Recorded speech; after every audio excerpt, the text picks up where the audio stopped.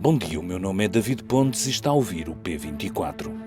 O IVA a 0%, o aumento das pensões, as greves dos professores, a inflação, a greve dos ferroviários, a TAP, a greve dos funcionários judiciais, o assédio sexual, o aumento da taxa Euribor, a habitação. É assim que se vai construindo a atualidade, de temas que se vão sucedendo, crescendo uns num dia, diminuindo outros no outro, aparecendo e desaparecendo do nosso radar.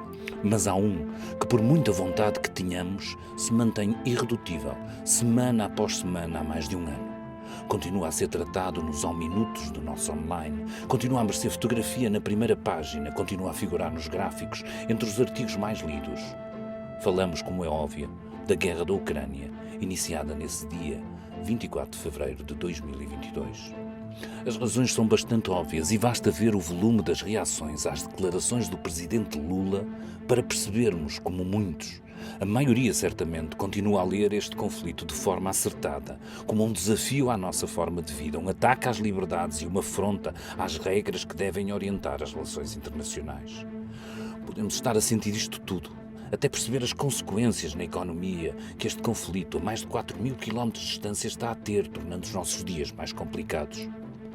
Mas quem está a viver esta guerra, são os ucranianos. São eles que pagam em vidas, em destruição, em desespero, o preço de fazerem frente a uma ditadura. Por isso continua a ser tão importante ouvi-los, vê-los, percebê-los, estar, nem que seja por interpostas pessoas com eles.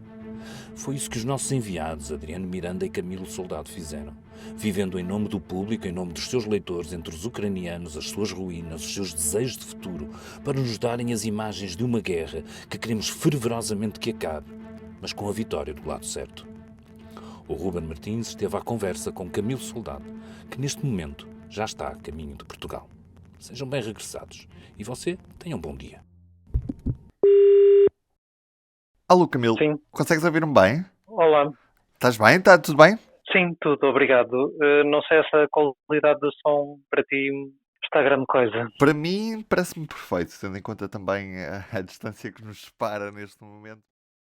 Que país e que situação é que tens estado a encontrar nestes últimos dias? Sabemos, e vocês têm relatado muito também o regresso de ucranianos que saíram quando a guerra rebentou. Como é que estão as coisas agora na Ucrânia? Não sei se podemos falar só num país, mas em várias situações no país, me parecem quase países diferentes. Por exemplo, em Lviv ou Kiev, a situação está muito próxima de uma, não queria usar a palavra normal, mas anda lá perto. Claro que de vez em quando há sirenes que avisam para ataques aéreos, mas não tem havido ataques nos últimos tempos, semanas, dias, e as pessoas já largamente ignoram esses ataques.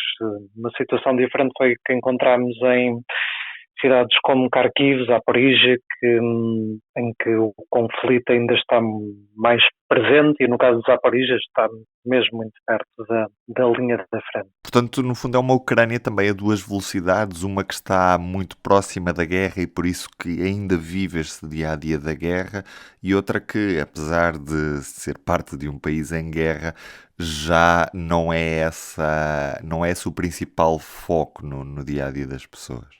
O principal foco é, atenção, porque a guerra está presente mesmo em Kiev, em Lviv.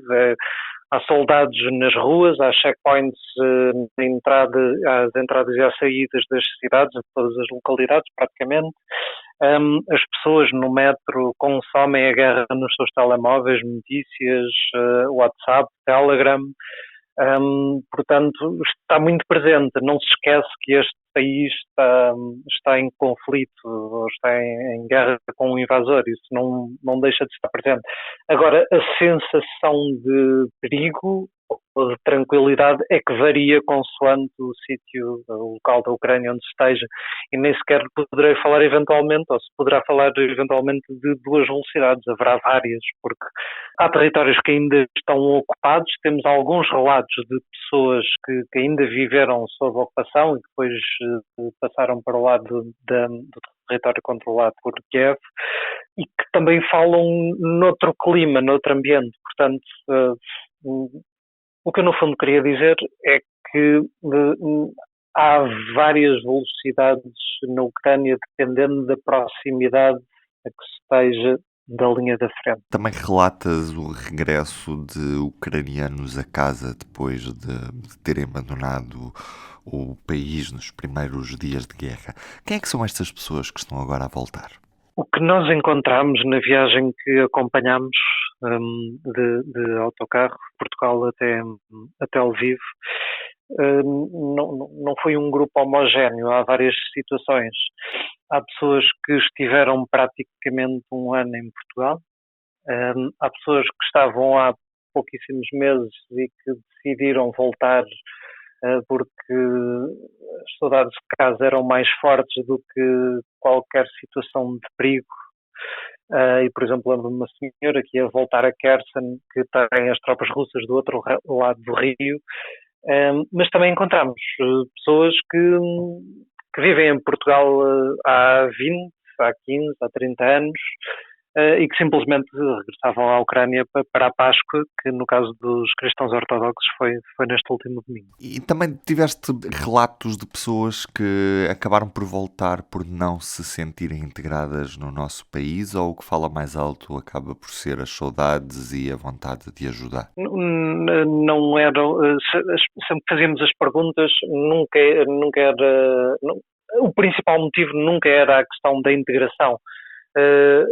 Era uma questão de podendo, preferiam viver em sua casa, junto das suas pessoas, da sua família, que no caso de muitos tinha ficado na Ucrânia.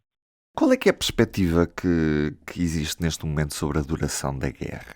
Há a noção de que isto está para durar e por isso é melhor os ucranianos estarem preparados para essa duração, ou ainda há uma esperança de que isto se resolva relativamente rápido, Camilo? Não sei se há uma forma simples ou direta de responder a essa pergunta. Depende muito de pessoa para pessoa, se bem que praticamente com toda a gente com quem vamos falando, a expectativa é de vitória, mas não se fala no tempo, apesar de sempre se manifestar a esperança de que seja o mais breve possível, mas isso é uma certeza que ninguém pode dar. Uhum. E na tua perspectiva, os ucranianos estão preparados? Claro que isto também acaba por ser subjetivo, porque há uns que estão e outros que nem por isso, mas estão preparados para resistir a uma guerra que se pode tornar demasiado longa? Não sei. O que eu noto com os civis com quem vamos falando é que há cansaço e principalmente, e quanto mais perto das zonas mais afetadas pelo conflito nos chegamos, mais cansadas as pessoas estão de guerra, porque em algumas destas zonas os combates ainda atingiram uma intensidade muito forte e, por exemplo, ontem estivemos numa vila que está a cerca de 20 km da frente, e só conseguimos imaginar o que é viver durante um ano sabendo que a nossa terra pode ser bombardeada a qualquer momento. Eu, por exemplo, falava com uma senhora reformada de um bloco de apartamentos de Zaporizhia, que dizia que é muito cansativo estar tão preocupado o tempo todo. E hoje assinalam-se os 50 anos do Partido Socialista. Ana Sá Lopes escreve, na edição desta quarta-feira, a crise dos 50 do PS, no meio século de vida do partido fundado por Mário Soares. Os sintomas da idade estão também a fazer-se sentir, isto apesar da maioria absoluta conquistada há pouco mais de um ano. É assim que arranca o texto de Ana Sá Lopes. A BCP está na primeira do público com lucros pela primeira vez na história da transportadora ferroviária portuguesa. A empresa, que até tem enfrentado várias greves, no ano passado bateu recordes de passageiros face aos últimos 20 anos, 148 milhões de pessoas transportadas e 8 milhões de euros líquidos de lucro. Eu sou o Ruben Martins, a partir da Ucrânia o Camilo Soldado, David Pontes na introdução. Até amanhã. O público fica no ouvido.